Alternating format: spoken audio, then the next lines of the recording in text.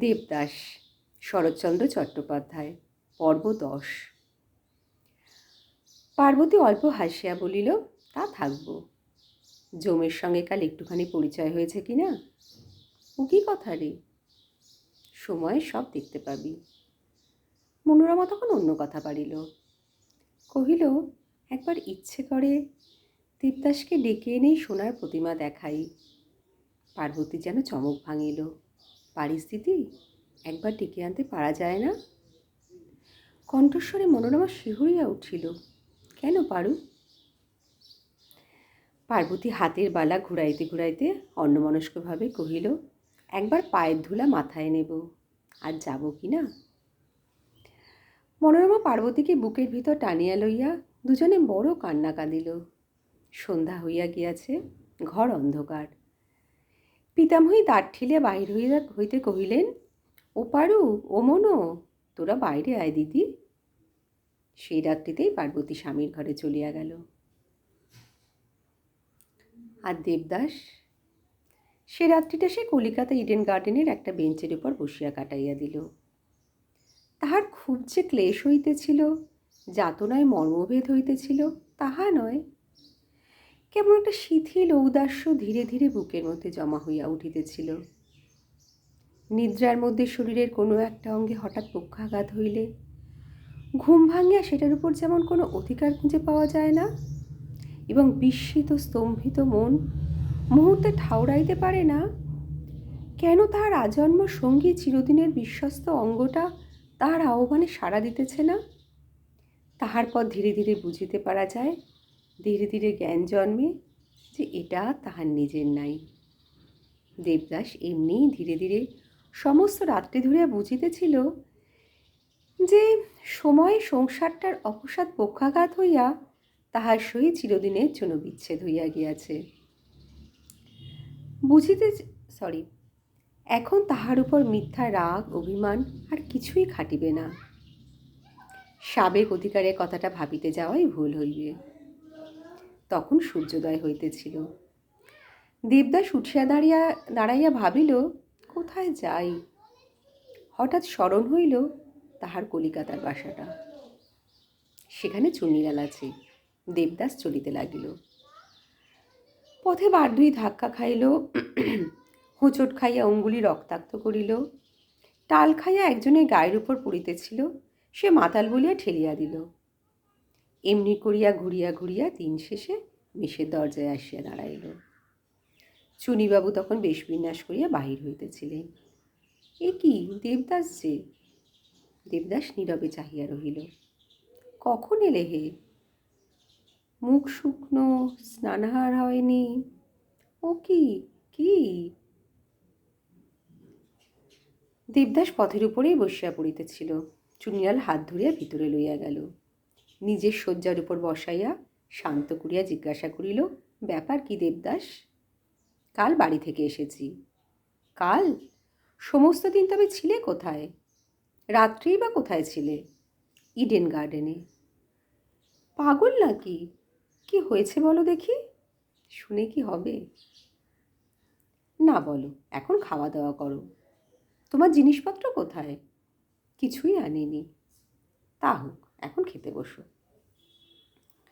তখন জোর করিয়া চুনিলাল কিছু আহার করাইয়া শয্যা শুইতে আদেশ করিয়া দ্বার রুদ্ধ করিতে করিতে কহিল, একটু ঘুমোবার চেষ্টা করো, আমি রাত্রে এসে তোমাকে তুলব। বলিয়া সে তখনকার মতো চলিয়া গেল। রাত্রি 10টার মধ্যে সে ফিরিয়া আসিয়া দেখিল দেবদাস তাহার বিছানায় গভীর নিদ্রায় সুপ্ত। না ডাকিয়া সে নিজে একখানা কম্বল টানিয়া লইয়া নিচে মাদুর পাতিয়া শুইয়া পড়িল। সারা রাত্রির মধ্যে দেবদাসের ঘুম ভাঙিল না, প্রভাতেও না। বেলা 10টার সময় সে উঠিয়া বসিয়া কহিল, চুনিবাবু কখন এলে হে? এইমাত্র আসছি। তবে তোমার কোনো রকম অসুবিধা হয়নি? কিছু না। দেবদাস কিছুক্ষণ তাহার মুখপানে চাহিয়া থাকিয়া বলিল, চুনিবাবু, আমার যে কিছু নাই, তুমি আমাকে প্রতিপালন করবে? চুনিলাল হাসিল। সে জানিত দেবদাসের পিতা মহা ধনবান ব্যক্তি, তাই হাসিয়া কহিল, আমি প্রতিপালন করব? বেশ কথা, তোমার যতদিন ইচ্ছা থাকো, কোনো ভাবনা নেই। চুনিবাবু, তোমার আয় কত? ভাই, আমার আয় সামান্য। বাটিতে কিছু বিষয় সম্পত্তি আছে, তা দাদার কাছে গচ্ছিত রেখে এখানে বাস করি। তিনি প্রতি মাসে 70 টাকা হিসাবে পাঠিয়ে দেন, এতে তোমার আমার স্বচ্ছন্দে চলে যাবে। তুমি বাড়ি যাও না কেন? চুনিলাল ঈষৎ মুখ ফিরাইয়া কহিল, সে অনেক কথা। দেবদাস আর কিছু জিজ্ঞাসা করিল না। ক্রমে হারাদির জন্য ডাক পড়িল। তাহার পর দুইজনে স্নানাহার শেষ করিয়া পুনরায় ঘরে আসিয়া বসিলে চুনিলাল বলিল, দেবদাস, বাপের সঙ্গে ঝগড়া করেছ? না। আর কারো সঙ্গে? দেবদাস তেমনি জবাব দিল, না। তাহার পর চুনিলালের হঠাৎ অন্য কথা স্মরণ হইল। কহিল, ওহো, তোমার এখনো বিয়েই হয়নি যে। এই সময় দেবদাস অন্যদিকে মুখ ফিরাইয়া শুইয়া পড়িল। অল্পক্ষণেই চুনিলাল দেখিল দেবদাস ঘুমাইয়া পড়িয়াছে। এমনি করিয়া ঘুমাইয়া ঘুমাইয়া আরও 2 দিন অতীত হইল। তৃতীয় দিবসে প্রাতঃকালে দেবদাস সুস্থ হইয়া উঠিয়া বসিল। মুখ হইতে সে ঘন ছায়া যেন অনেকটা সরিয়া গিয়াছে বোধ হইল।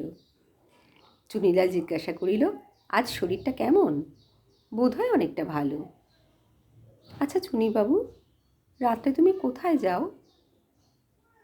আজ চুনিলাল লজ্জিত হইল।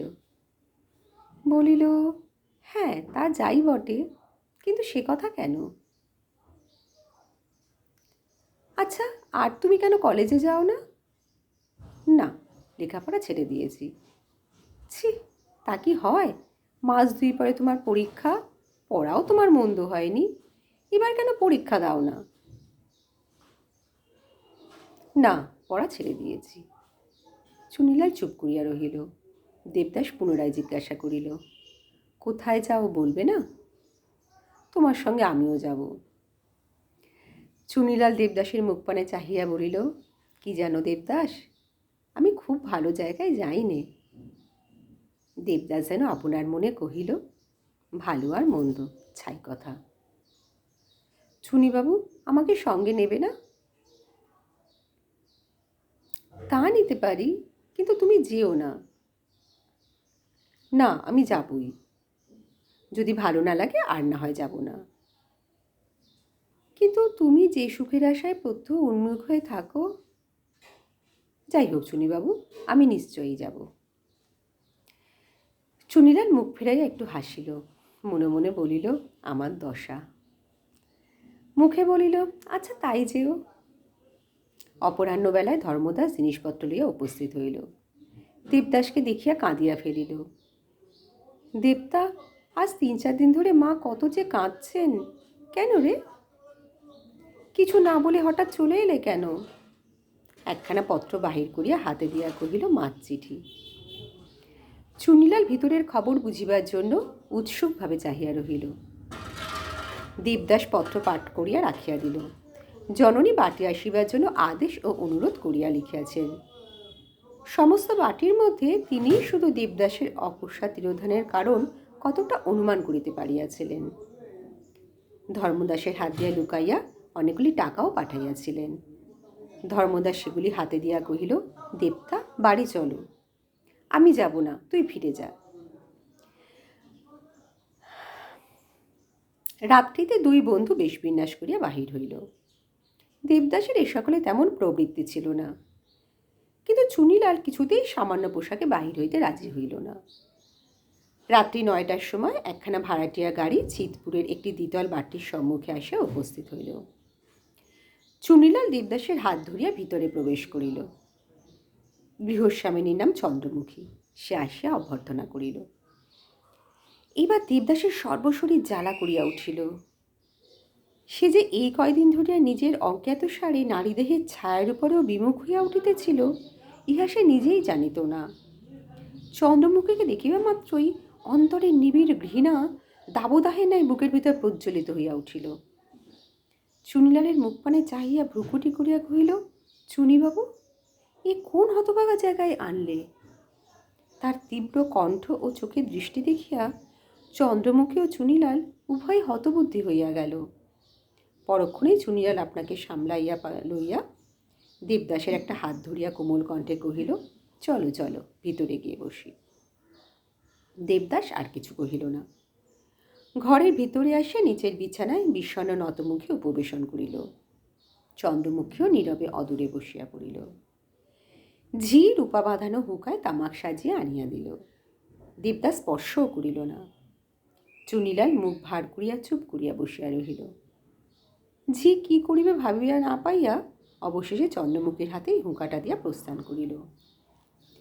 সে দুই একবার টানিবার সময় তীক্ষ্ণ দৃষ্টিতে দেবদাস তাহার মুখপানে চাহিয়া থাকিয়া হঠাৎ নিরতিশয় ঘৃণা করে বলিয়া উঠিল, কি অসভ্য আর কি বিশ্রী দেখতে।